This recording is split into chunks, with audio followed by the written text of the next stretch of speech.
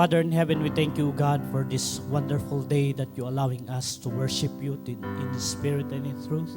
We thank you, Lord, for your unfailing love. We thank you, Lord, for everything that you have done in our lives. Lord, even as we sit down in this moment, to God, as we listen to your word, continue to be with us, to God, and speak to us through your Holy Spirit. He is our teacher. Holy Spirit, come this place. Take your place in our hearts, even in our mind, so that all of us will be attentive to listen to your word. We thank you, God, for this such a privilege and opportunity as we sit down and to humble ourselves before you, God. We thank you, Lord, for this for your word that you prepared for us. And we thank you and we glorify you. This we ask in the mighty name of Jesus we pray. Amen. Let us all sit down in the presence of God. Hallelujah. Kumustahin mo nga muna yung katabi mo. Okay ka ba? Sabihin mo sa katabi mo kung okay pa. Hallelujah. Okay pa? Lumalaban pa? Amen. Kailangan nating lumaban kasi kung hindi ka marunong makipaglaban, automatic talo ka. Amen. Gusto ba nating matalo?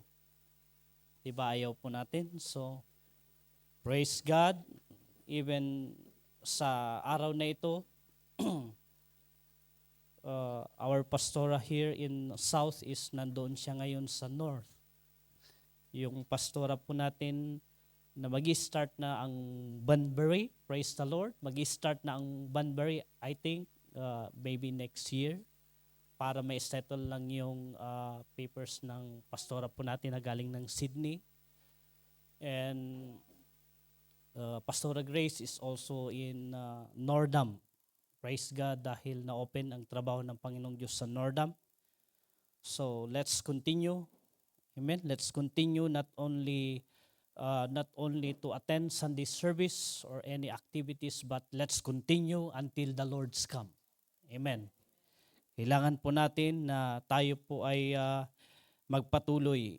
Kahit maraming problema, kahit ups and down ang pagsisilbi, still, the Word of God Himself na be still in the presence of the Lord. Hallelujah. Okay, so our topic this morning is about remember the Lord always. Bakit po natin kailangang remember? Bakit kailangan po nating isipin parati ang Panginoong Diyos? Because He is our Creator. Amen. According to Ecclesiastes chapter 12, verse 1, nung sabi niya doon sa Ecclesiastes,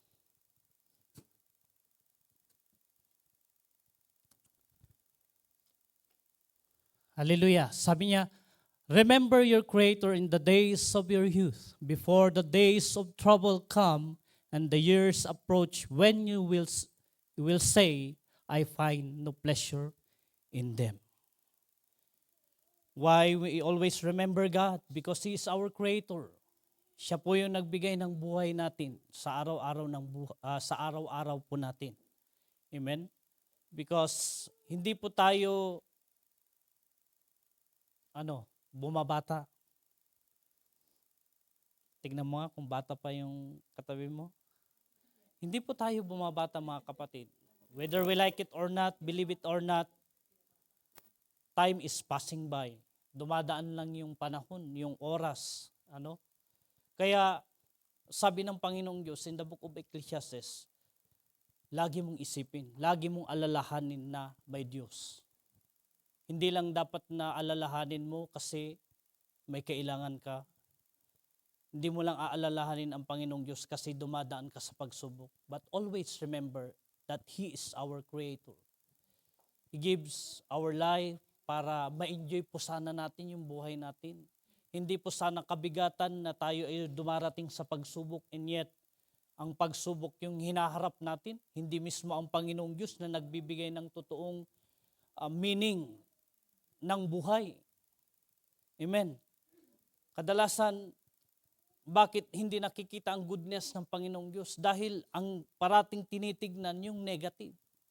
Yung mga bagay na hindi naman nakakatulong sa atin. Amen. Minsan, or kadalasan, nagmumukmuk na lang tayo.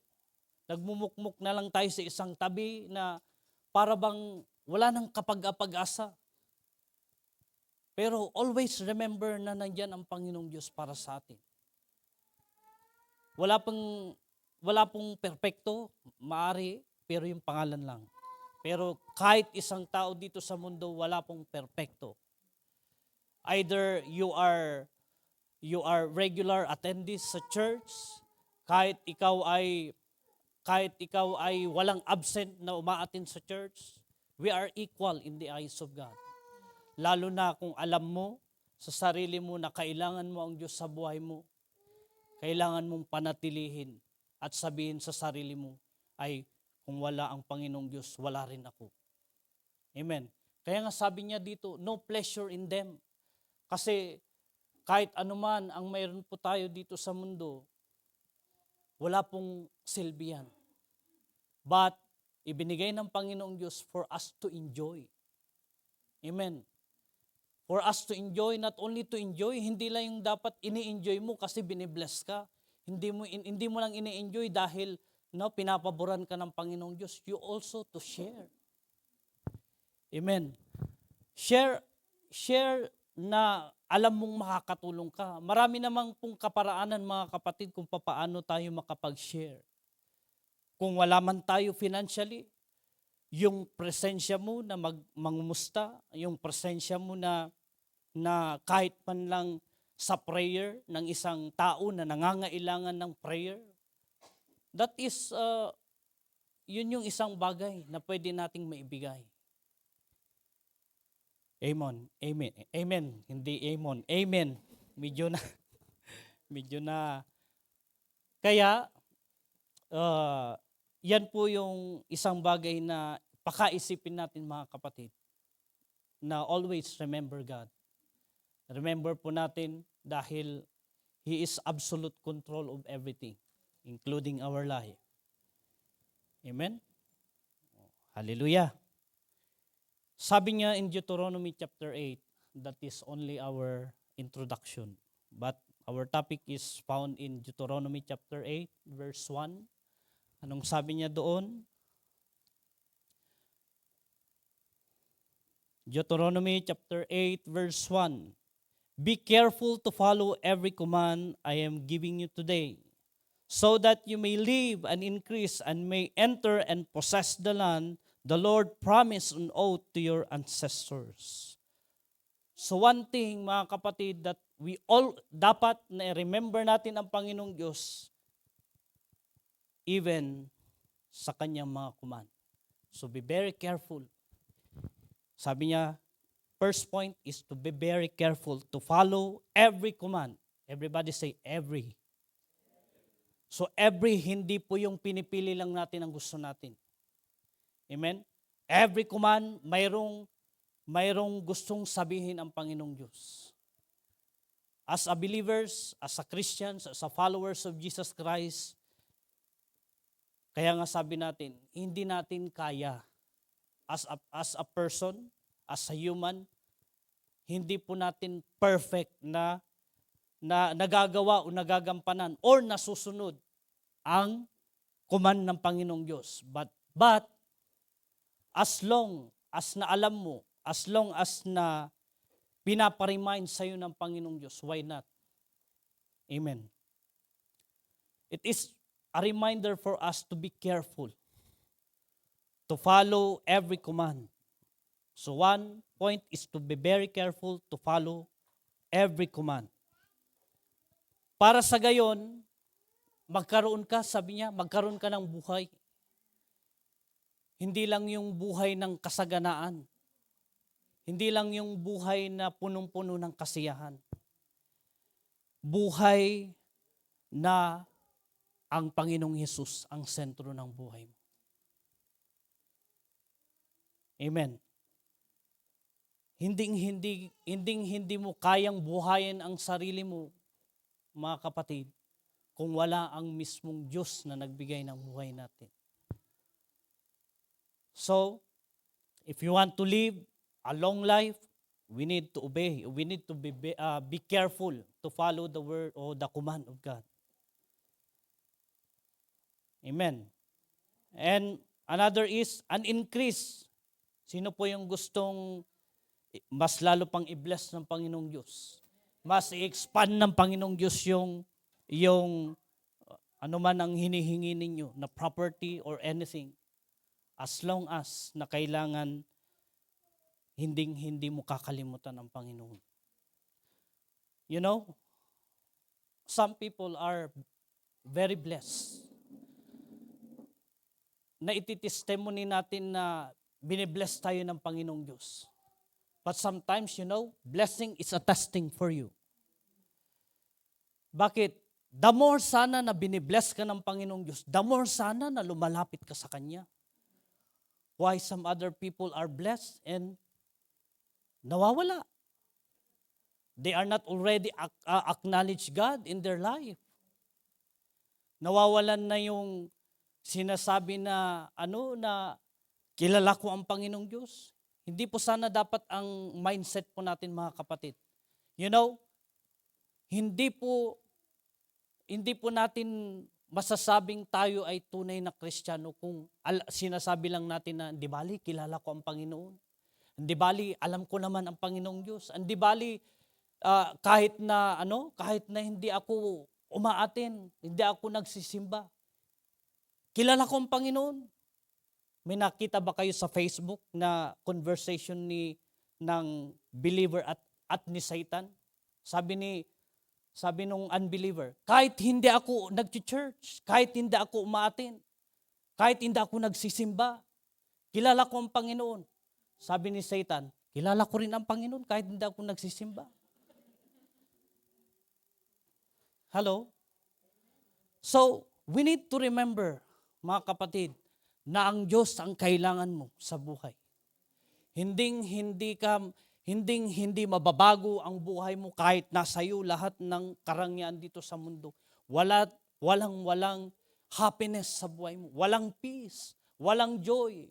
Hindi mo ma-enjoy ang buhay dito. Dahil ang tao is walang satisfaction sa buhay. Nung time na humingi ka sa Panginoon, ibinigay ng Panginoon. Nung time na umiiyak ka sa Panginoon, pinapanalangin mo, halos magdugo na nga ang tuhod mo, kakapanalangin mo para lang ibigay ng Panginoong Diyos yung hinihingi mo. And then time na binigay niya sa'yo, bakit? Nasaan ka ngayon? Saan ka napunta? Nilaglagip mo ba ni Apo Diyos? I mean to say, inisip mo ba ang Panginoong Diyos nung time na kinailangan mo siya at pinakinggan ka niya? The more sana na nakikita natin yung pagkilos ng Panginoong Diyos sa buhay natin, the more sana no lumalapit ka, tumatakbo ka sa Kanya. The more sana na binibless ka ng Panginoong Diyos, the more sana may desire tayo na magsilbi sa Panginoon. Kaya sabi ko kanina, ang blessing maaring testing sa iyo. Either magpatuloy ka na magsilbi sa Panginoong Diyos dahil binibless ka niya, or ang blessing ang inuuna mo. Ang nagiging sentro. Amen. And one thing, be very careful in our testimony. You know, sa tuwing nagtitestimony tayo, we declare, ipinoproclaim natin ang kabutihan ng Panginoong Diyos. Kaya mag-ingat ka rin kasi binabantayan ng demonyo yung testimony mo. Amen. Every time that there is victory in our life, the more na ang demonyo binabantayan ka.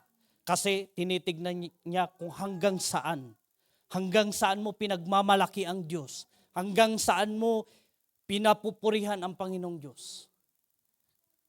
Kaya mga kapatid, the more na magte-testify tayo, the more din sana maging prayerful ka. The more din na sana na ang Panginoong Diyos ang tinatakbuhan mo. If you are blessed, you always come to the Lord.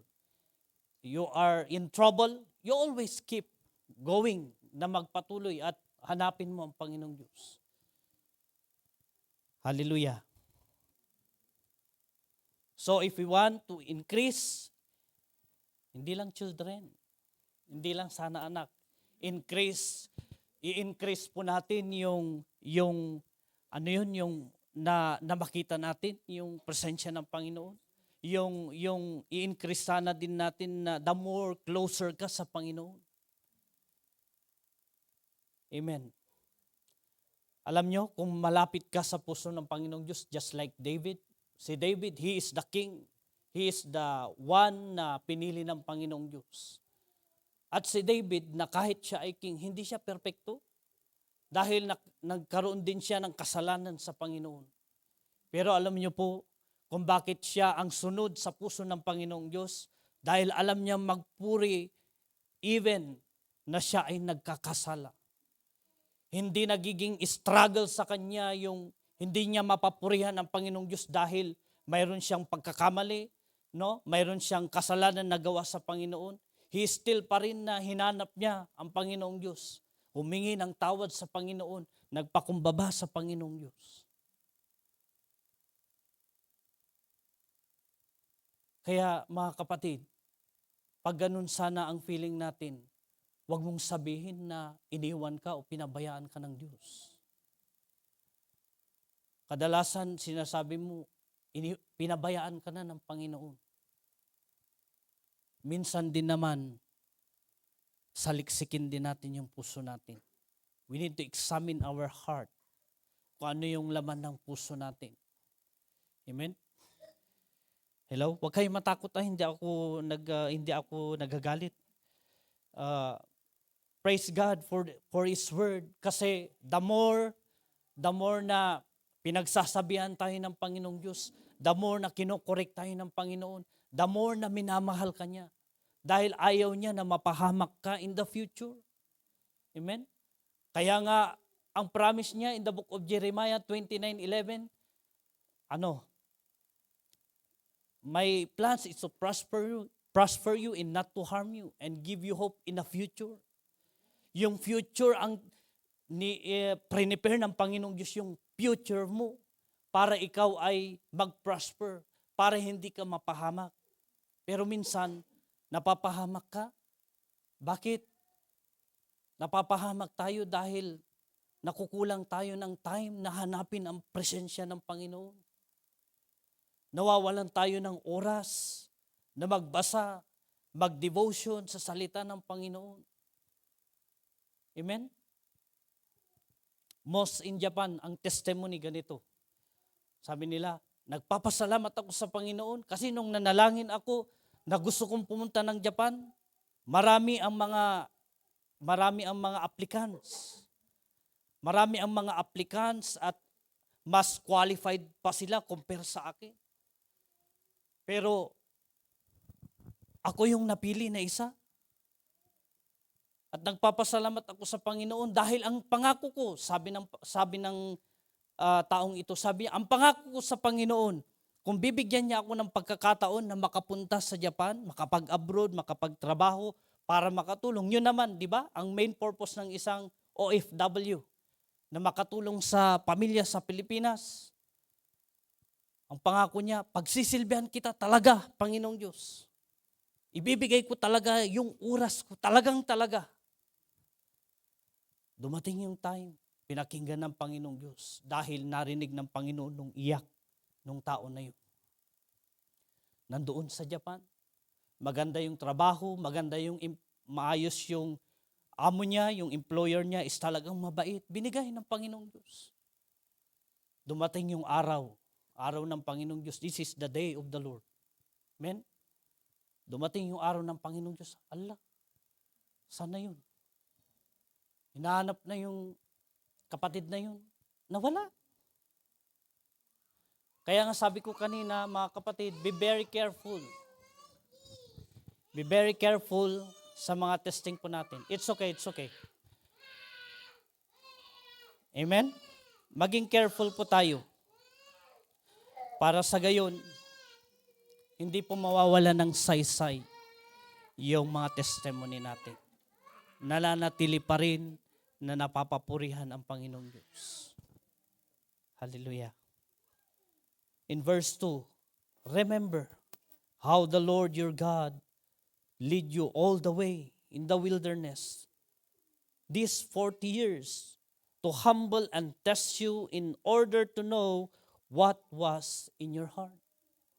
You know, in the times of Moses, sabi ng Panginoon kay Moses, Moses, ikaw, i-lead mo ang mga Israelite people para sila ay makalaya. Sabi ng Panginoon. But dumating yung time na ang mga tao, kahit they are the people of God, itong mga Israelites, alam nyo, ang tinetest sa atin ng Panginoong Diyos is kung paano ka magpakumbaba. One thing, lagi niyang ini-examine ang puso natin. Hindi lang mga Israelites, hindi lang itong binabasa natin na salita ng Panginoon. Amen? We're talking to all of us, including me. Amen? Hindi pa ako exempted sa salita. Kahit mismo ako nagsasabi dito sa harapan, ini-examine ko rin ang sarili ko.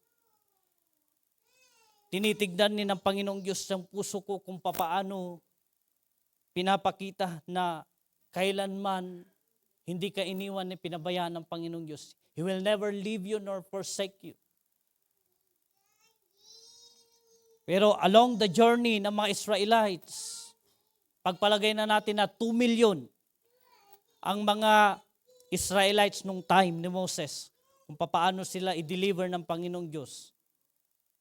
Amen? Sa pagkaalipin to slavery. And then, ilan lang yung natira? Out of 2 million. Sino lang yung dalawa nakapasok sa promised land? Even Moses hindi nakapasok sa promised land ng Panginoong Diyos.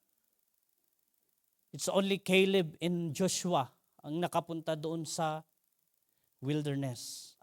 Sa promised land, I mean. Even this, we're talking 40 years, sabi niya dito, sinasabi niya na habang nabubuhay ka, God will test you.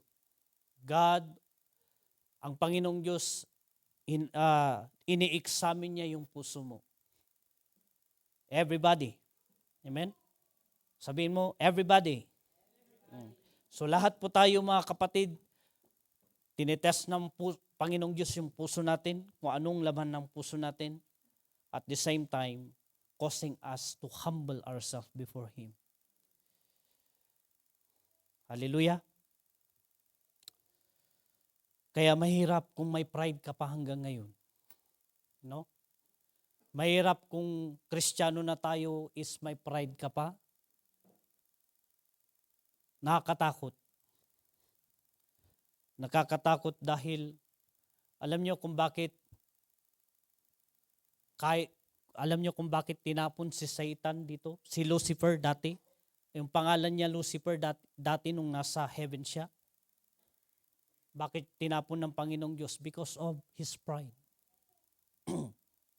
Gusto niya na overtaken ang pagka-Diyos ng ating Panginoon. Gusto niya na siya ang kikilalanin ng mga angels ng Panginoong Diyos. Kaya sabihin mo sa katabi mo, delikado kung may pride ka pa.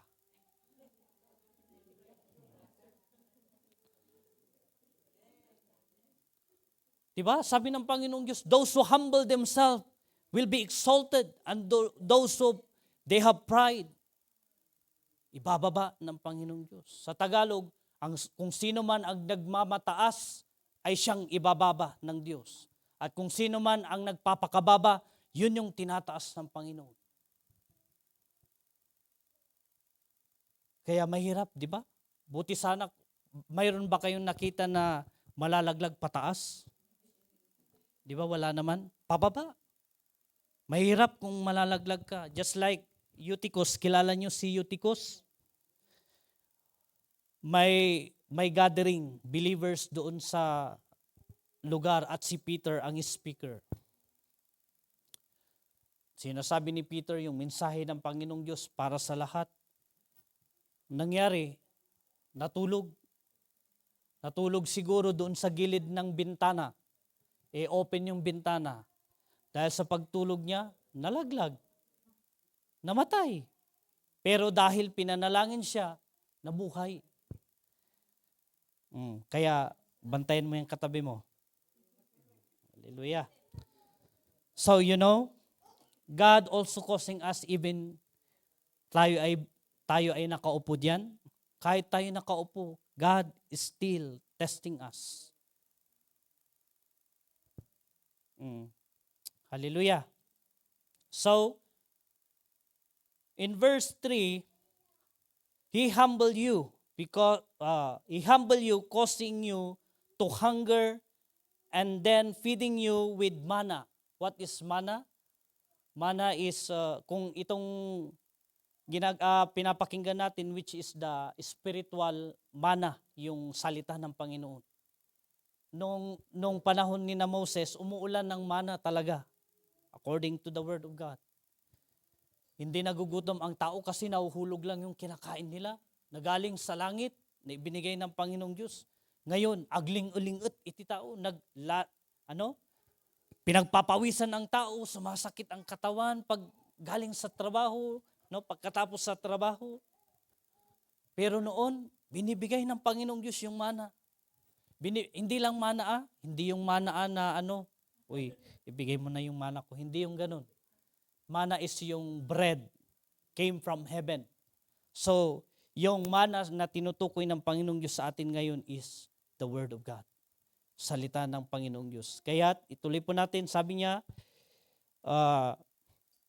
feeding you with manna, which neither you nor your ancestors had known, to teach you that man does not live on bread alone, but on every word that comes from the mouth of God. Ito po yung kailangan ng spiritual natin. Yung salita mismo ng Panginoong Diyos. Even in Matthew, kung magtataka kayo na nasa Old Testament lang yun, Pastor, mayroon din sa New. In Matthew 4, verse 4, man shall not live by bread alone, but on every words that comes from the mouth of God. Yun po ang isang kailangan natin na always. Bakit po natin kailangan pakinggan? Kailangan po nating pag-aralan dahil gusto ng Panginoong Diyos na turuan tayo. Amen. Have you learned something? So, your clothes did not wear out and your feet did not swell during these 40 years. Nung time ng mga Israelites people, nung sila ay naglalakad sa wilderness, so doon sa disyerto, hindi ba kayo nagtataka pag binabasa niyo yung Bible? Na 40 years ang lumipas, hindi pa napupudpud yung swelas ng mga tsinelas nila noon. Kahit hindi sila nagpapalit, hindi na pupudpud, hindi siguro kumukupas yung damit nila. Why? Because kasama nila ang Panginoong Diyos even sa kanilang journey. Amen. Hindi po hindi po malayo sa atin yung nangyayari ngayon. Amen. Wala pong pagkakaiba yung journey noon at saka ngayon. Noon nga, milya-milya ang nilalakad. Ngayon, anong klaseng mga sasakyan meron? Amen. Iba't ibang klase, pagandahan ang model. Minsan pa, kahit hindi mo sasakyan, isasakay ka. Dahil alam ng Panginoong Diyos na kailangan mo. Alam ng Panginoong Diyos na hinahanap mo siya at ang Panginoong Diyos ang gagawa ng way para hindi mo siya makalimutan. Amen. Kaya ang pagsisilbi sa Panginoon, sabihin mo ulit sa katabi mo, walang dapat na irason. Hallelujah. Nag-uumpisa yung masamang pakiramdam ko kahapon. Pero Dahil alam ko na ang Diyos ang nagbibigay ng kalakasan sa akin. Lord, bakit ako magbaback out? Ikaw naman nagbibigay ng strength sa akin. Kahit sipon, ubo, kahit anuman ang meron, kahit masakit ang katawan ko, I always pursue my, no? You need to, anong tawag nun? I-command mo ang sarili mo. Na alam mo na araw ng Panginoong Diyos. Hindi mo dapat, no? Hindi po dapat rason na masakit ang katawan, masakit ang ulo. One of my pastors sa Japan, sabi niya, pasalamat ka, masakit lang ang ulo mo. Hindi na buhay ang kinuha sa'yo. Hallelujah. Always remember the Lord. Kahit masakit ang ulo, kung alam mo na araw ng Panginoong Diyos, you need to go. We need to go. Amen. Because along the way, itong pastor natin, nagta-travel siya hours by hours.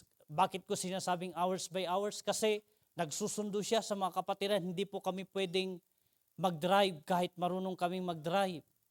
Hindi po kami inaalaw ng government sa Japan na magda-drive kami ng basta-basta. Kaya itong pastor namin, siya yung nagsusundo in every places para makapunta. Minsan nga, nasusundan na nga. Pastor, next time na lang. No? Bumabangon, may kain o wala. Sige, punta. Dahil ang Diyos ang nagbibigay ng kalakasan. Pagkatapos ng Sunday service, yung ginawa ng pastor na nagsundo, siya ulit ang magbabalik sa amin. Sa mga bahay-bahay namin, mga lugar namin. At parating siya ang nahuhuling natutulog o nagpapahinga. You see, hindi po rason, mga kapatid, na hindi ka magpatuloy at walang rason na hindi mo iniisip ang Panginoong Diyos sa araw-araw ng buhay mo. Even sa mga naka-online, wala pong rason na hindi po tayo magsilbi sa Panginoon. Maraming ibinigay, ipinakita ng Panginoong Diyos na kailangan po natin bilang mananampalataya. Kung Kristiyano ka, patunayan mo sa Panginoong Diyos, hindi sa pastor o hindi sa mga taong nag-share ng salita ng Panginoon. At diyan po madidetermine kung talaga na qualified tayo doon. Our goal to come here in Australia is gusto po natin na ma-PR. Sinong gusto ma-PR? Gusto po nating ma-PR? Gusto po natin maging citizen dito? Kailangan din magpursige ka na ma-PR doon. Doon sa langit. Amen. We need to pursue. Kailangan, sabi ko kanina, kahit ups and down ang pagsisilbi mo, huwag kang dapat susuko. Kailangan marunong kang lumaban. Kailangan nagpupursige ka. Amen po ba? Huwag po nating sabihin na matagal na kasi akong hindi pumupunta sa church, kaya nahihiya ako. Ay, kailangan tanggalin mo yung hiya mo. Amen? Minsan ang demonyo nagsisiksik sa'yo, huwag ka nang pumunta na dyan kasi matagal ka nang hindi nagsisimba. Saan ka ba nahihiya? Sa mga tao o sa Panginoon? Sinong pinagsisilbihan mo? Mga taong makakakita sa iyo o ang Panginoon? It's only our God. Siya lang ang makakapag-justify if you are qualified or not. Hindi po sa mga tao ang tignan mo. Amen? Karamihan, ganyan ang kaisipan ng tao. Ay, hindi na ako magsisimba. 4 months, 3 months, 1 year, mag-1 year na nga ako hindi nagsisimba eh. Kaya nahihiya na ako dyan. Ay, maging warning sa'yo, kapatid. Mas lalo kang mawawala at hindi mo makikita ang purpose ng Panginoong Diyos sa buhay mo. At delikado yan. Sinasabi ko na sa'yo, delikado. Delikado kung yung pagiging mahiyain mo dahil matagal kang hindi nagsisimba, ay ang demonyong nagsisiksik sa'yo. Kaya kailangan mong labanan ang demonyo. Paano mo lalabanan kung nakukulangan tayo ng salita ng Panginoon? Paano mo lalabanan ang kaaway na hindi mo nakikita kahit harap-harapan na nasa sayo? Kung hindi mo kayang, Hindi mo kayang i-sustain spiritually ang sarili mo. Amen. Hallelujah. Kaya, in verse 5, know then in your heart that as a man disciplines his son, so the Lord your God disciplines you. You are the sons of God? If you are the sons of God, kailangan po ng disiplina. Hallelujah.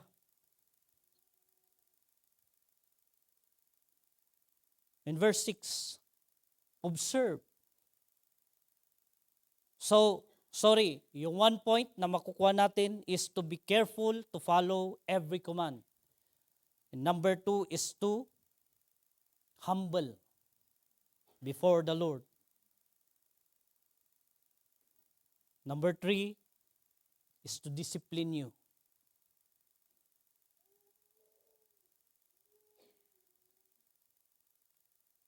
Number 4 is to observe the commands of the Lord your God, walking in obedience to Him and revering Him. So observe the commands. Mag-observe ka. Amen? Sa tuwing ginagawa mo ang will ng Panginoong Diyos, mag-observe ka kung anong nangyayari sa buhay mo. Kagaya sa mga testimony kanina, may napapapurihan ang Panginoong Diyos dahil may nakikitang pagbabago sa iyo. Amen? As long as we obedience to the Word of God at nakikita ng ibang tao na may pagbabago sa buhay mo, hindi dahil sa iyo. Dahil kumikilos ang Panginoong Diyos sa buhay mo. Kahit isa sa atin, kahit ako mismo, hindi ko kayang baguhin ang sarili ko. Ang Diyos lamang ang nakakapagbago ng sarili ko. Bakit? Siya mismo ang magbibigay sa iyo ng desire.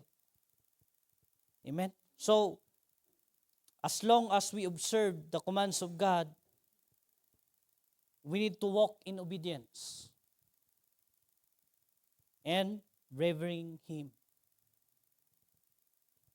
For the Lord your God is bringing you into a good land, a land with brooks, streams, and deep springs gushing out into the valleys and hills, a land with wheat and barley, vines and fig trees, pomegranates, olive oil, and honey, a land where bread will not be scarce and you will lack nothing. Gusto ba natin yun? Hindi ka magkukulang? Gusto ba natin na siksik-liglig, umaapaw? So, we need to obey. Walk in obedience. Amen. And revering to Him, in Him. So, a land where the rocks are iron and you can dig copper out of the hills. In verse 10, when you have eaten and are satisfied, praise the Lord your God for the good land to have given you. So, even sa mga pangako natin, be very careful. Amen? Sa mga promise natin sa Panginoon.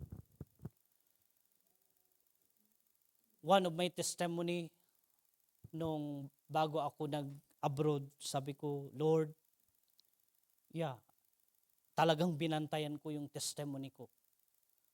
Lord, dadalhin mo man ako, sasagutin mo itong panalangin ko na makapunta ng ibang bansa. Ang gusto kong gawin mo sa buhay ko, ayaw kong mapalayo sa presensya mo. Tulungan mo ako na kahit saan ako pumunta o sa area doon sa Japan, dalhin mo ako sa lugar na kung saan nandun ang salita mo. Napapakinggan ko yung mga salita mo. At praise the Lord, dahil sa panalangin yun, pinakinggan ng Panginoong Diyos. Pumunta ako sa isang lugar, nagulat na lang ako, may Bible study. Puro mga lalaki yung nagba-Bible study. Ang dinisar ko ulit, Lord, Kahit malayo, basta lang may magamit na makapunta doon sa worship hall kung saan ko gustong magpuri. Hindi ko gusto, yung desire ng puso ko na mapapurihan ka, Lord, ituro mo. O may isang kapatiran doon na hindi ko pa alam na pre-believers itong grupo na ito. Tapos sabi niya, bro, kung gusto mong sumama sa Sunday, maaga tayo ha, sabi niya. Oo ba? Sabi ko. Bakit? Ilang minuto ba ang pagta-travel natin kasi bike lang yung gagamitin namin. Yung bike pa is, yung alam nyo sa Japan kasi, ginagamit namin transportation is yung bike na may basket. Pag magmamarket kami, mag-grocery kami, ilalagay namin doon. Yun ang ginagamit na transportation namin doon. And then sabi niya, ilang minuto ba bro para makarating tayo doon? Hindi minuto, 2 oras. 2 oras. Sabi ko, kaya ako talagang maagang-maaga ako. Kasi ayaw kong masayang yung, alam niyo yung puso mo is talagang gusto mong parang sasabog sa sobrang galak mo na makapagpuri sa Panginoon. And I cry out to God. Kahit sa mga lalaki, hindi po kabawasan sa isang lalaki na umiyak sa Panginoon. No? Kahit mga lalaki kami nung time na yun, I cry out to God, Lord, kahit actually mga lalaki kami nung time na yun. And I cry out to God and He listened to my cry. Pinakita ng Panginoong Diyos. Na-testing kami. Dumami kami. Talagang dumami. Sa unang simba namin, dumami kami. Naging 17. Pero alam nyo, kahit sa ang church kayo pumunta, matetesting at matetesting ang church na pupuntahan po natin. Na-testing ito. Kahit nandoon yung pagpupursige namin, kahit nandoon yung faithfulness namin na magsilbi sa Panginoon, yung desire namin na magpuri sa Panginoong Diyos every Sunday, na-testing. Unang testing ko, nagkalagnat ako dahil sa sobrang layo. Magbabike ka ba naman na first time mo magbike ng 2 hours? Nilagnat ako nung time na yun. After ng service. And another testing, magba-Bible study kami sa almost 1 hour na magbabike ulit kami. Mag-Bible study lang kami sa isang lugar kasi isla to isla yung sa amin. You know, dahil sa desire namin na magsilbi sa Panginoon, umulan o umaraw, naabutan pa kami ng ulan, pauwi na. Basang-basa talaga kami. Pero Lord, panalangin namin kahit basa kami, nagpapasalamat kami kasi pinuno mo kami ng presensya mo. Talagang matesting ka. Testing will come, kagaya ng napakinggan natin, to humble you. Amen? Bilang mga Kristiyano, hindi po madali. Hindi po tayo umihiga sa kutsyon at sabihin mong, ay, praise the Lord. Hindi po. Matesting at matesting ka. Ang kagandahan, kahit natitest ka, alam mo kung sinong tatakbuhan mo. Kahit natitesting ka at punong-puno na ng kabigatan, ang pakiramdam mo, ang Panginoong Diyos mismo ang magtutulong sa iyo. Amen? Kaya, mga kapatid, sabi ko kanina, wala pong dapat irason para hindi makapagsilbi sa Panginoon. Nung panahon ng mga kapatiran natin, sabi ko kasi, yung Diyos na pinagsisilbihan nila noon, na nababasa natin sa Bible, at the same ngayon. God is the same yesterday, today, and forever. Amen. Wala pong pagkakaiba. Ang pagkakaiba lang, milya-milya yung nilalakad ng mga kapatiran natin noon. Kaya ulitin ko, wala po tayong rason na hindi makapagsilbi sa Panginoon. Hindi ako marunong wala pa akong sasakyan pastor dito. Wala pa akong lisensya. But may mga willing naman na magsundo. Basta willing ka din. na sumama. Amen? Yun lang naman ang bagay na hinahanap sa atin ng Panginoong Diyos. Yung willingness mo. Yung willingness mo na na makita mo ang kabutihan ng Diyos. Sana po tayo, verse 11. Inulit niya ulit yung verse 1 dito sa verse 11. Be careful that you do not forget the Lord your God, failing to observe His commands, His laws, and His decrees that I am giving you this day. Otherwise, when you eat and are satisfied, when you build fine houses and settle down, and when you herds and flocks grow large, and your silver and gold increase, and all you have is multiply. Kahit sa mga ganung instances, mga kapatid, binibless ka ng Panginoong Diyos ng employer mo, binibless ka ng company dahil nabibless ka ng Panginoong Diyos dahil ginagamit ang company. Have you pray also sa mga katrabaho nyo para walang mangbubuli sa inyo? Have you pray also for your employer para sa gayon maraming customer? Kasi kung walang customer, palagay ba natin masasahuran tayo? Amen? Kung walang client, kahit na itong mga employer natin o yung company na pinagtatrabaho natin, kung walang mga client ang mga to, walang mga customer, do you think mapapasahod nila tayo? So we need also to include them in our prayers. Hindi lang po sana, malapit ng salary, lalabas kami, kakain sa labas. No. You pray also that even your salary is, bibigyan ka ng wisdom ng Panginoong Diyos to use properly, to manage your money. Hindi yung money yung magmamanage sa'yo. Ikaw mismo ang magmamanage sa money dahil ikaw ay binibless ng Panginoon. Hallelujah. So, kahit mayroon na sa'yo, mga kapatid, kahit dininig ng Panginoong Diyos, lahat ng pinanalangin mo, iniyak mo sa Panginoon, be still in the presence of God.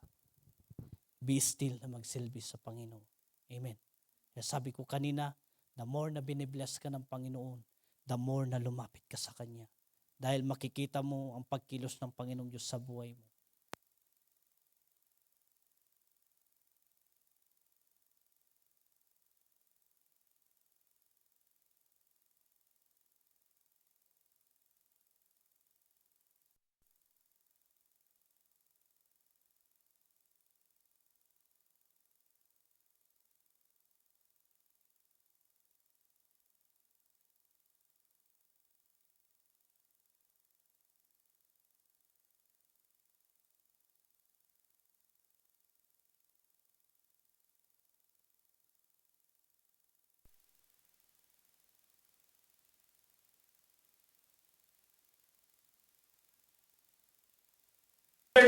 The thirsty and waterless land, with its venomous snakes and scorpions, He brought you water out of hard rock. He will give you manna to eat in the wilderness. Something your ancestors had never known, to humble and test you so that in the end it might go well with you. Alalahanin po natin yung mga pinagdaanan natin. Pinagdaanan natin na ang Diyos mismo ang nakinig ng mga hinaing o mga panalangin mo. But then, do not be so proud. Amen? Kahit anuman ang narating mo ngayon, do not be proud to yourself. Kasi ituloy natin. Sabi niya dito, verse 17, you may say to yourself, my power and the strength of my hands had produced this wealth for me. In verse 18, but remember the Lord your God, for it is He who gives you the ability to produce wealth. and so confirms His covenant, which He swore to your ancestors as it is today. Amen? So do not be proud to yourself. Kasi magaling ako, madiskarte ako. Kung may plan A ako, mayroon pa akong plan B. Mayroon pa nga extra plan C. Kung gusto niyo pang extension, plan D. Hanggang matapos yung ABC hanggang Z. Lahat po yan is plan. Marami akong reserba. Magaling akong magsalita, no? Wag po sana tayong maging ganun. Madiskarte kasi ako sa buhay, kasi iniisip ko na ayaw ko nang balikan yung nangyari sa akin. Sino ba naman ang gustong balikan yung mga nakaraan natin, yung mga paghihirap natin? Na ngayon na may mga anak tayo, gusto ba natin na makita nila, maranasan nila yung nangyari sa atin noon? Diba hindi na? Kaya, ganun din tayo noon. Nung hindi pa natin nakilala ang Panginoong Diyos, ganun ang kaisipan natin. Pero ngayon na nakilala mo ang Panginoong Diyos, the more sana tayo na siya ang nagiging sentro ng buhay natin. Amen. Hallelujah. In verse 19, if you ever forget the Lord your God and follow other gods, what call God? Anong tinutukoy niyang gods? Maaring sarili mo. Amen? Kasi maraming alam niyo yun, trabaho, busy sa company. Be careful. Ako lang kasi inaasahan doon.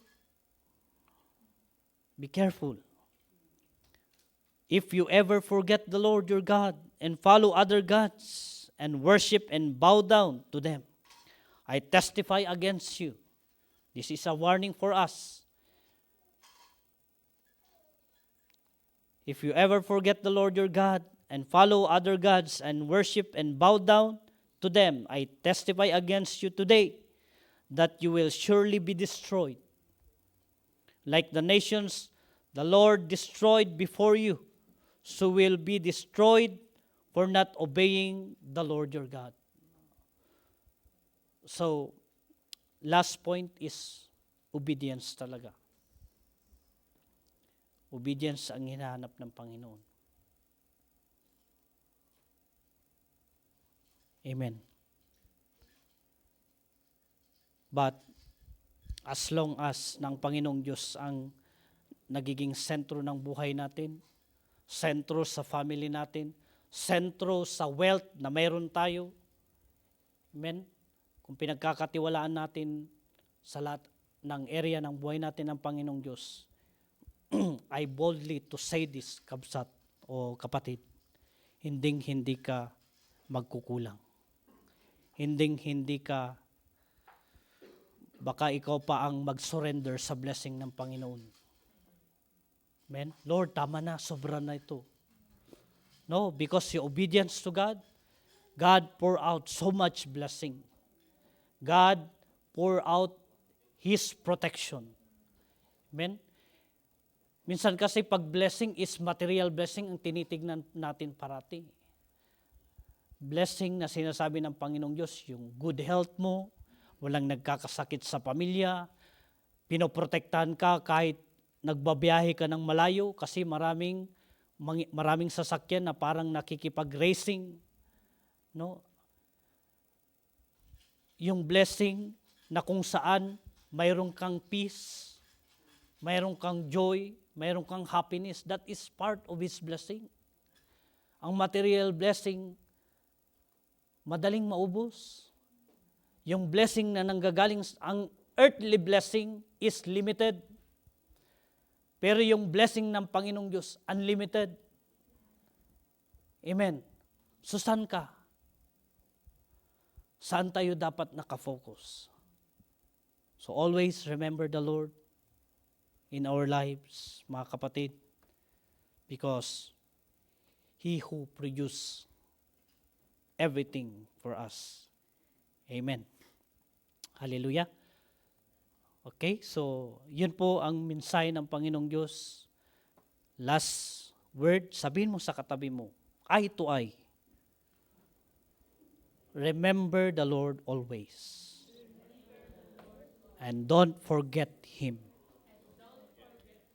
Okay, hallelujah. Praise the Lord. Okay, let's all prepare our hearts because